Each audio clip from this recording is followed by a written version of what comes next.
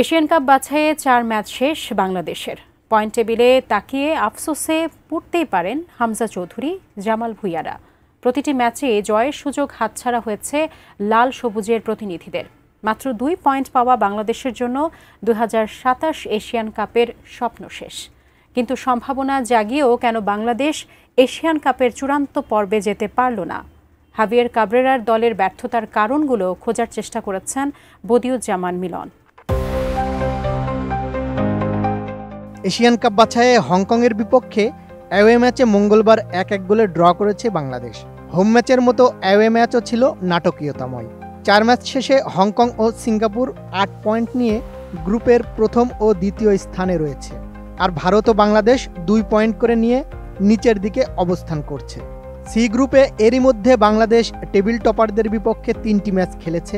হংকংয়ের বিপক্ষে ঢাকায় শেষ মিনিটের গোলে হারে বাংলাদেশ। হংকংয়ে হয়েছে ড্র। সিঙ্গাপুরের বিপক্ষেও ঢাকা স্টেডিয়ামে বাংলাদেশ হেরেছে কোচ হাভিয়ের কাবরেরার ভুল কৌশলে। আর ভারতের বিপক্ষে অনেক সুযোগ তৈরি করেও মাত্র ১ পয়েন্ট তুলতে পারে বাংলাদেশ। তবে প্রতিটি ম্যাচই প্রতিপক্ষের চোখে চোখ রেখে লড়াই করেছেন হামজা চৌধুরীরা।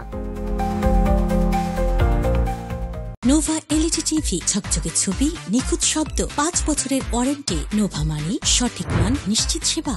এশিয়ান কাপে বাংলাদেশের এবারের ব্যর্থতার কারণ হিসেবে অনেকেই দেখছেন ভুল দল নির্বাচন। ছিল কোচের ভুল tactics. Sohel Rana senior, Sohel Rana junior, Saaduddin দলে এমনভাবে জায়গা দখল করেছেন যেখানে অনেক সম্ভাবনাময় তরুণ ফুটবলারদের সুযোগ পাওয়া উচিত ছিল। এশিয়ান কাপ বাছাইয়ের প্রতিটি ম্যাচেই দলের মধ্যে ছিল লড়াইয়ের ইতিবাচক মানসিকতা।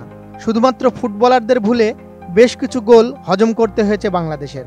সিঙ্গাপুরের বিপক্ষে ঘরের মাঠ থেকে হংকংয়ের কাইতাক স্টেডিয়ামের শেষ ম্যাচ পর্যন্ত প্রতিটা গোলই ব্যক্তিগত ভুলে হজম করেছে বাংলাদেশ। তবে বর্তমান দলের হার না মানা মনোভাব ছিল বেশ প্রশংসনীয়। কাবরেরার কোচিং দর্শন নিয়ে শুরু থেকেই অনেকে অসন্তুষ্ট। এই দলে নেই কোনো নাম্বার 9। রাকিব হোসেনের পজিশনও ফিক্সড না। সোহেল রানার মতো ফুটবলার দিনের পর দিন সুযোগ পেয়েও নিজেকে প্রমাণ করতে পারেননি। গোলের জন্য হাহাকার করা বাংলাদেশ সর্বশেষ ২ ম্যাচে পেয়েছে ৪ গোল। হংকংয়ের বিপক্ষে ঢাকায় ৩-১ পিছিয়েও ৩-৩ সমতায় করে বাংলাদেশ। হংকংয়েও পিছিয়ে পড়ে সমতায় ফেরা। এমন ফুটবল সাম্প্রতিক সময়ে খুব কমই দেখা গেছে। শুধু হামজা সমিতদের মতো অভিজ্ঞ ফুটবলারেরা ব্যক্তিগত নৈপুণ্যে ম্যাচের মোড় ঘুরিয়ে দিতে পারেন। গ্রুপ পর্বে মাত্র ২ পয়েন্ট নিয়েও জামাল ভুঁইয়ারা দেখিয়েছে তারা বড় দলের বিপক্ষে লড়াই করতে সক্ষম। হংকংয়ের বিপক্ষে অ্যাওয়ে ম্যাচে সমতা, ভারতের সঙ্গে দারুণ লড়াই, এসবই আশা যোগায় বাকি ২টি ম্যাচেও জয় পাওয়া অসম্ভব স্বপ্ন নয়। বদিউজ্জামান মিলন, এটিএন নিউজ।